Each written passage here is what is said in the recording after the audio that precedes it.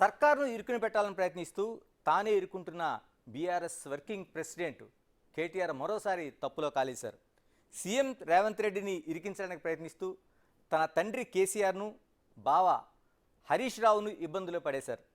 కొడంగల్లో సీఎం రేవంత్ రెడ్డి అల్లుడు కోసమే భూములు సేకరిస్తున్నారంటూ ఆధారం లేని ఆరోపణలను చేసిన కేటీఆర్ పనిలో పనిగా మెడికల్ ఆసుపత్రిని కూడా వివాదాస్పదంలోకి లాగారు. కొడంగల్లో సేకరించబోయే భూములను రేవంత్ రెడ్డి అల్లుడు Satyanarayana Reddy Medicover hospital executive director అన్నం శరత్ డైరెక్టర్గా ఉన్న మాక్సిబిన్ ఫార్మా ప్రైవేట్ లిమిటెడ్ కంపెనీకి ఇస్తున్నారంటూ ఆరోపణ. అంతేకాదు వరంగల్లో మెడికవర్ హాస్పిటల్ ఇనాగరేషన్కు సీఎం రేవంత్ రెడ్డి వెళ్లడం వెనుక కారణం కూడా ఇదే అంటూ ఆరోపించారు. అసలు వాస్తవాలు తెలుసుకునే ముందు కేటీఆర్ ఏమన్నారో ఓసారి చూద్దాం. ఇదొక్కసారి మీరు చూడండి. ఇదొక ఫార్మా కంపెనీ, మొన్న ఈ మధ్యనే పుట్టింది. మ్యాక్స్ బిఎన్ ఫార్మా కంపెనీ, దీని పేరు మ్యాక్స్ బిఎన్ ఫార్మా కంపెనీ. పుట్టింది ఇంకా 3-4 ఏళ్ళు అయినట్టుంది. 3-4 కాలే, 2020లో పుట్టినట్టుంది. Date of incorporation 2020. ఇందులో ఎవరున్నారా అంటే దీని main director, promoter Satyanarayana Reddy Goluguri. వీళ్ళెవరు? రేవంత్ రెడ్డి గారి అల్లుడు, రేవంత్ రెడ్డి గారు పిల్లనిచ్చిన అల్లుడు సత్యనారాయణ రెడ్డి గొలుగూరి. ఈ మ్యాక్స్ బిఎన్ ఫార్మా కంపెనీ విస్తరణ కోసం ఈ ఫార్మా విలేజ్లలో భూములు తీసుకొని దానికి అనుగుణంగా వాళ్ళ విస్తరణ కోసం సహకరించడానికే ఇదంతా చేస్తూ ఉన్నారు. ఇంకొక మాట, ఇందులోనే ఇదే మ్యాక్స్ బిఎన్ ఫార్మా కంపెనీలో ఇంకొక ఆయన ఉన్నాడు డైరెక్టర్. ఆయన పేరు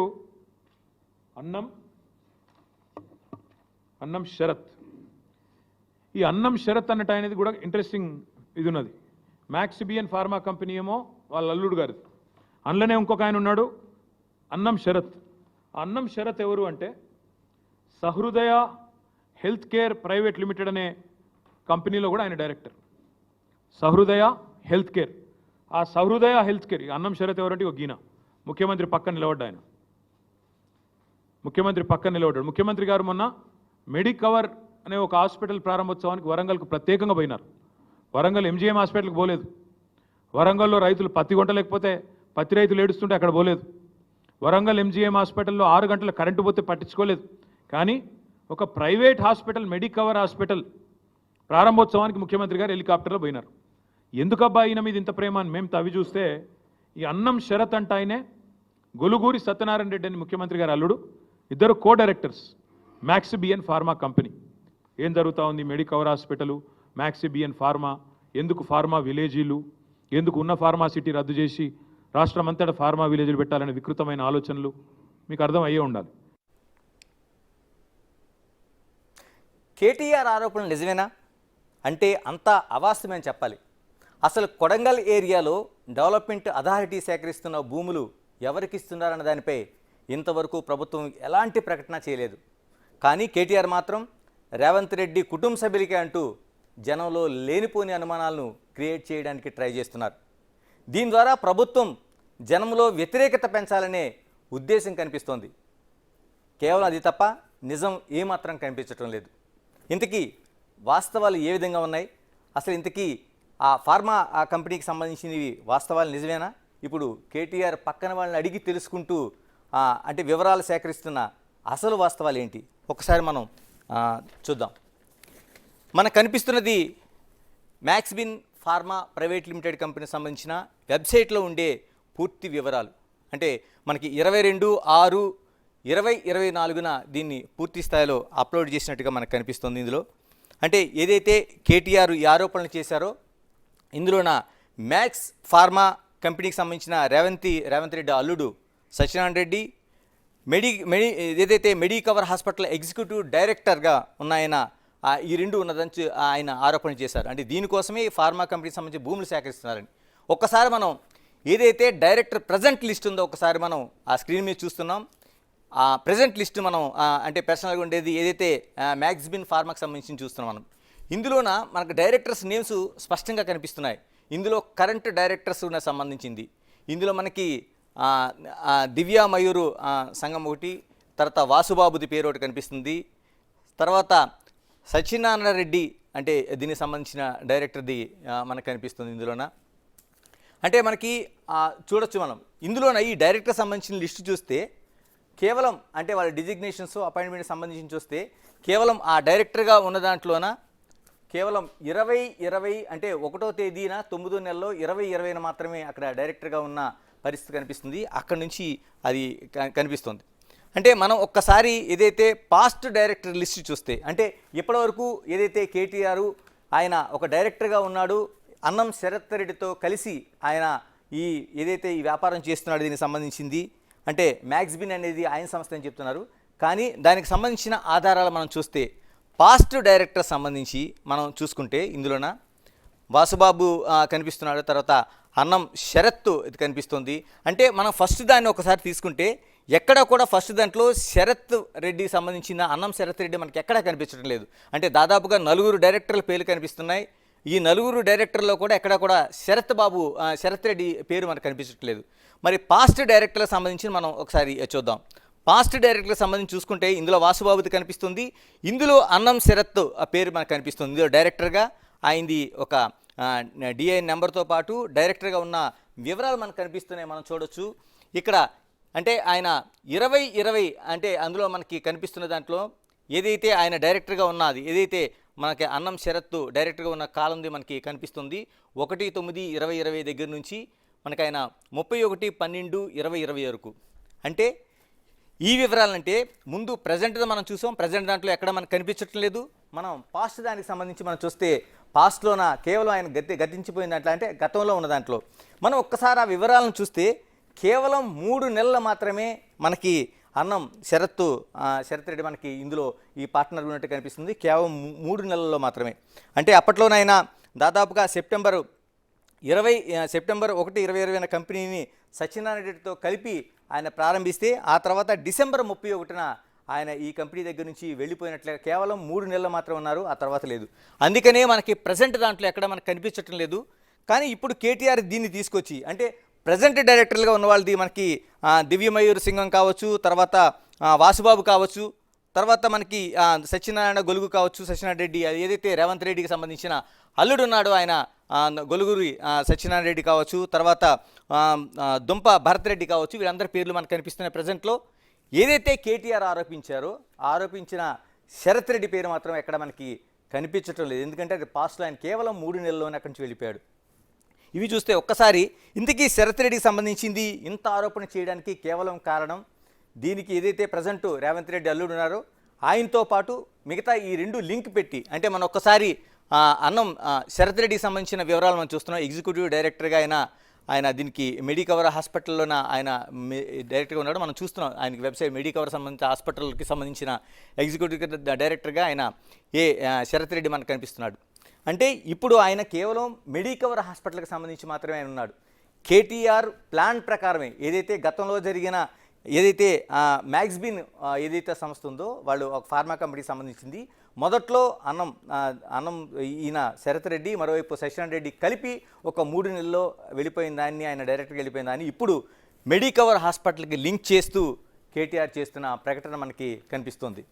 అంటే కేవలం దాన్ని లింకు పెట్టడం ద్వారా అంటే ఈ శరత్ రెడ్డికి మరోవైపు రేవంత్ రెడ్డి అల్లుడు సత్యనారాయణ రెడ్డికి మధ్య లింకు పెట్టడం ద్వారా ఇక్కడ ఏదైతే ఫార్మా భూములు ఉన్నాయో ఆ భూములకు లింకు పెట్టే ప్రయత్నం అయితే ఆయన చేస్తున్నట్లుగా మనకి అందుకనే శరత్ పేరు ప్రస్తావించినట్టుగా మనకి స్పష్టంగా కనిపిస్తుంది.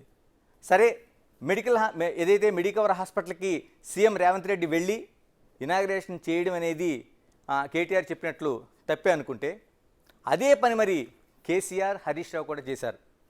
దానికి స్పష్టంగా ఆధారాలు ఉన్నాయి. వాళ్ళు కూడా ఈ కుట్రలో ఉన్నట్లేనా? కేటీఆర్ చెప్పాలనుకుంటుంది ఇదేనా? ఒక్కసారి ఈ ఫోటోలను మనం చూద్దాం. ఏదైతే మాదాపూర్లో సంబంధించిన వాళ్ళు హాస్పిటల్కి సంబంధించిన 2015 మనం ఒక్కసారి చూస్తున్నాం. ముఖ్యమంత్రిగా కేసీఆర్ కనిపిస్తున్నారు, పక్కన హాస్పిటల్కి సంబంధించిన సన్షైన్ హాస్పిటల్కి సంబంధించిన గురవారెడ్డి ఆ రోజున మనకు కనిపిస్తుంది. ఒక్కసారి మనం సన్షైన్ హాస్పిటల్ బోర్డు కనిపిస్తుంది. ఇంతకీ సన్షైన్ హాస్పిటల్కి ఇప్పుడు మెడికవర్ హాస్పిటల్కి సంబంధం ఏంటనుకోవచ్చు. దీన్ని చిన్నగా మనకు ప్రీవియస్గా తీసుకుంటే ఏదైతే సన్షైన్ హాస్పిటల్ ఉందో ఈ హాస్పిటల్ ముందుగా కొంత ఎక్కడైతే మాదాపూర్లో దీన్ని ప్రారంభించిన తర్వాత కొద్ది కాలానికి మ్యాక్స్ క్యూర్గా దాన్ని అంటే గురవారెడ్డి బయటకు వెళ్ళిన తర్వాత మ్యాక్స్ క్యూర్గా కొంతమంది కలిపి దీన్ని ప్రయాణం చేశారు. ఆ తర్వాత ఇప్పుడు ఏదైతే ఒక మెడికవర్ హాస్పిటల్గా ఇప్పుడు అది రూపాంతరం చెందింది. దీన్ని మనం ఒక్కసారి సన్షైన్ హాస్పిటల్ దగ్గరికి వద్దాం. ఒకసారి సీఎంగా ఉన్నప్పుడు, ఆ రోజు సీఎంగా ఉన్నప్పుడు కేసీఆర్ ఏదైతే ప్రారంభించిన ఒక ఇనాగ్రేషన్ శిలాఫలకాన్ని చూస్తున్నాం. ఇందులో మనకి స్పష్టంగా కనిపిస్తుంది. ఎందుకంటే 2015 మార్చి 1వ తేదీన కె చంద్రశేఖరరావు మనకి ముఖ్యమంత్రిగా దీన్ని ఇనాగ్రేషన్ చేసినట్టు కనిపిస్తుంది. అంటే ఒక్కసారి మనం చూడాల్సింది ఇందులో హరీష్ రావు పేరు కూడా కనిపిస్తోంది. ఇక్కడ హరీష్ రావు ప్రస్తావన మనం చూడాల్సింది. ఆ రోజున హరీష్ రావు ఆయన ఆరోగ్య శాఖ మంత్రి కాదు. అక్కడ మనకి ఆ శిలాఫలకం మీద కనిపిస్తున్నది ఆయన ఇరిగేషన్ శాఖ మంత్రిగా ఉన్నట్టుగా మనకు కనిపిస్తోంది. అంటే ఇరిగేషన్ శాఖ మంత్రికి ఇందులో సంబంధం ఏంటి? ఓకే, ఇప్పుడు మనం అనుకున్న దాంట్లో ఈ ఇనాగ్రేషన్ ఇది చేసిన తర్వాత అంటే మరి కేసీఆర్కి సంబంధం ఏముంది, హరీష్ రావుకి ఎలాంటి సంబంధం ఉంది? ఆ రోజున ఏదైతే ఈ సన్షైన్ హాస్పిటల్ అనేది ఇప్పుడు వచ్చిన తర్వాత దాని రూపాంతరంలో ఇప్పుడు మెడికవర్గా మారింది, మధ్యలోనేమో మ్యాక్స్ క్యూర్, అక్కడ నుంచి మెడికవర్గా మారింది. అంటే ఇన్ని మార్పులు జరిగిన తర్వాత అంటే దాన్ని కంటిన్యూ అవుతున్నారు. అంటే కేసీఆర్ వాళ్ళతో కుమ్మక్కయ్యారని చెప్పుకోవాలా మనం? లేదంటే కేసీఆర్ ఆ రోజున ఈ ఇనాగ్రేషన్ చేశారు కాబట్టి స్పష్టంగా కేటీఆర్ తన తండ్రి అప్పటి ముఖ్యమంత్రి కేసీఆర్ కుమ్మక్కయ్యారని చెప్పదలుచుకున్నారా? లేకపోతే హరీష్ రావు కూడా దీంట్లో సంబంధం ఉందని చెప్పదలుచుకున్నారా? మనం ఒక్కసారి అంటే 2015 నాటిది కాకుండా ప్రజెంట్ అంటే మనకి ఒక ఏడాది క్రితం వరకు ప్రభుత్వం కొనసాగింది కాబట్టి 2022 నాటికి మనం ఒక్కసారి వెళ్ళి చూద్దాం. నా వెనక్కి కనిపిస్తుంది మనకి స్క్రీన్ మీద స్పష్టంగా మెడికవర్ హాస్పిటల్. ముందు కేసీఆర్ ప్రారంభించింది మనకి సన్షైన్ హాస్పిటల్.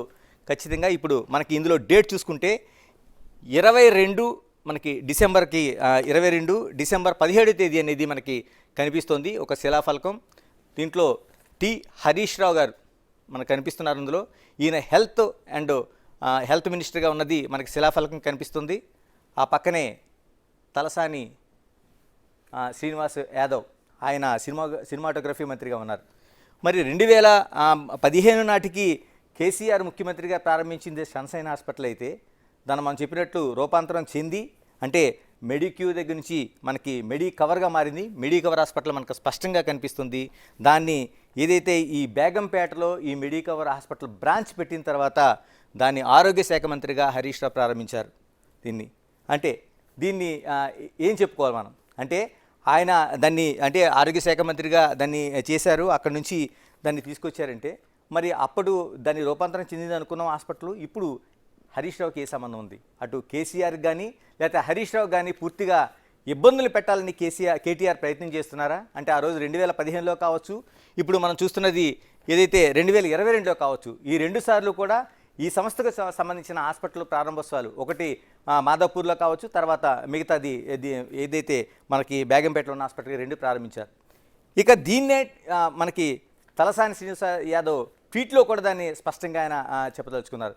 ఎందుకంటే దాన్ని ట్వీట్ చేశారు. మనం ఒకసారి చూస్తున్నాం.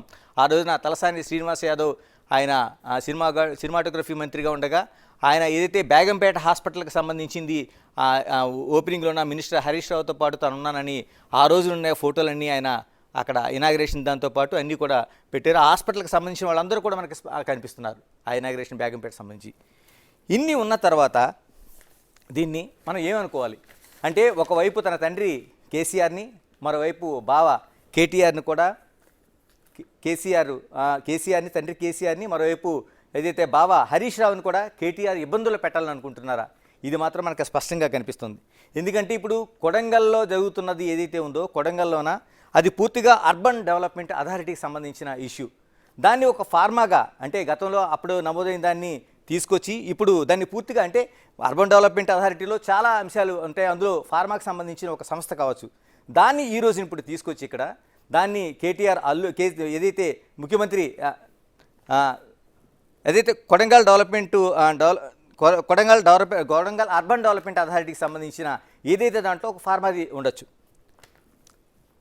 అంటే ఏరియా డెవలప్మెంట్ అథారిటీని తీసుకొచ్చి ఈ రోజున ఫార్మా కంపెనీ ఏర్పాటు చేస్తున్నారనేది ఒక బూచి చూపించడం ద్వారా ఒకవైపు ముఖ్యమంత్రిగా ఉన్న ఏదైతే రేవంత్ రెడ్డిని ఆయన అల్లుడిని ఇరుకుని పెట్టే ప్రయత్నం అనేది మనకి ఇక్కడ స్పష్టంగా కనిపిస్తోంది.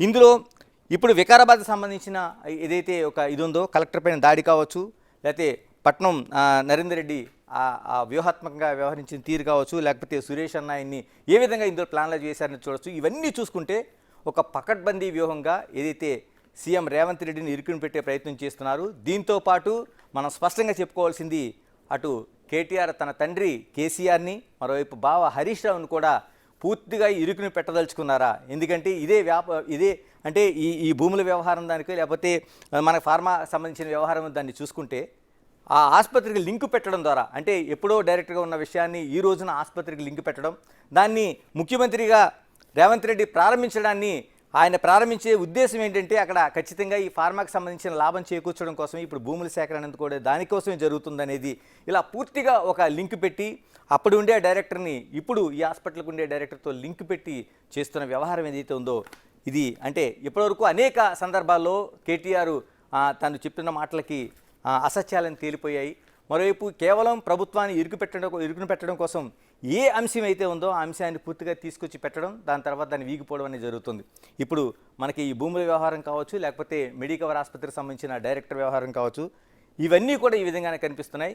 దీనికి ఖచ్చితంగా కేటీఆర్ సమాధానం చెప్పాలి. ఎవరిని ఇరుకుని పెట్టదలుచుకున్నారు? ఆ రోజున 2015లోన తన తండ్రి ముఖ్యమంత్రిగా ఉన్నప్పుడు కేసీఆర్ని ఇరుకుని పెట్టదలుచుకున్నారా? లేకపోతే 2022న ఏదైతే ఆయన బేగంపేటలో తన బావ హరీష్ రావు ఆరోగ్య మంత్రిగా ప్రారంభించిన ఏదైతే మెడికవర్ హాస్పిటల్ ఉందో ఆ అంశాన్ని తీసుకొచ్చి ఇరుకుని పెట్టాలనుకున్నారా?